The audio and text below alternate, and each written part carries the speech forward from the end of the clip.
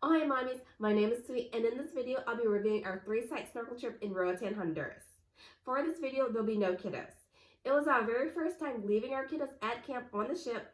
They didn't make the minimum age cut for this excursion, but for the next 2 ports we did bring them. We sailed on Royal Caribbean's Allure of the Seas from Galveston, Texas. It was through the cruise line and we were going to snorkel a starfish habitat, a coral reef barrier, and then a shipwreck. Our total snorkel time would be 1.5 hours in the water with the 3 snorkel sites included. The Roatan port was right there when we got off the ship. A very short walk to our meeting location at the end of the pier. Our meetup time was 10:15 a.m. and we left the parking lot at 10:28 a.m.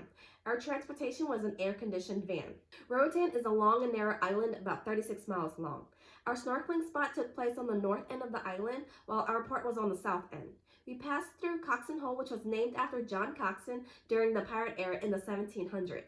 We passed by their downtown where most people did their shopping, including the mall. And if you blink, you will miss Roatan's Central Park. During our drive, we did pass by an airport and also another cruise port, Mahogany Bay. This is where Carnival ships dock, including Carnival subsidiary cruise lines like Princess and Holland America.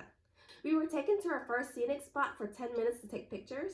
The van ride from the port to the scenic area was 25 minutes. The stalls right outside the scenic area sold souvenirs like bags, rash guards, hammocks, and other trinkets. We weren't the only van that stopped here. When we got here, there were 3 other vans, so I believe everyone stops here to help and support the locals with their mom and pop souvenir shops. Then from here, the drive to Christopher Tours was 5 minutes. When we finally arrived, we did see horses and stables for their other excursions like horseback riding. They also have tours for monkey and sloth interaction, beach tours, glass bottom boat, parasailing, ziplining, scuba diving, and fishing charters. So you can check out their website if you don't want to go through the cruise line. The link will be in the description. They gave us a water bottle to drink, and there is a refillable water station. These were the lockers they assigned to us while we left to go snorkel on the boat. They locked it up.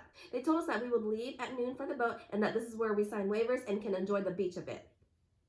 This was our time to put on sunblock and do a potty break. There is only 1 restroom stall for the men and women to use.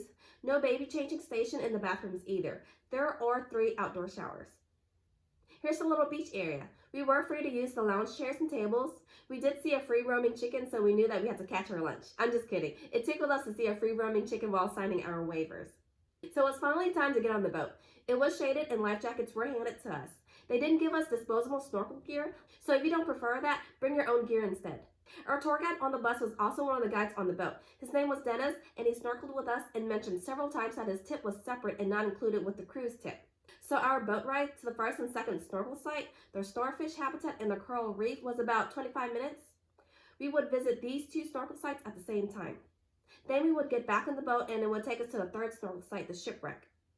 During the boat ride, our captain went over the rules, especially emphasizing that the reef is protected, so we can't take anything or step on the reef.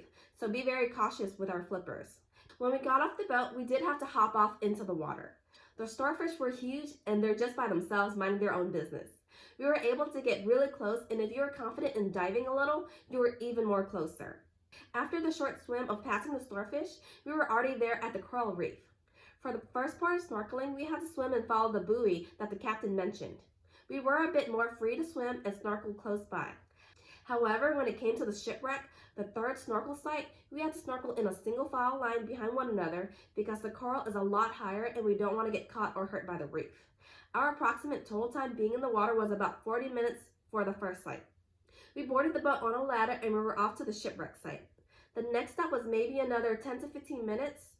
For the swim time in the water at this site, we were in it for less than 10 minutes.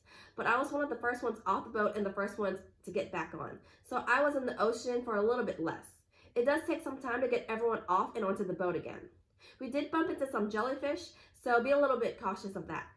After returning back to the dock, we did receive 2 free empanadas, fish and beef. We were also able to hang out here for a while.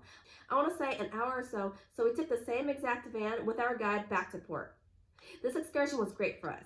We did this excursion in late November and the weather and water was perfect.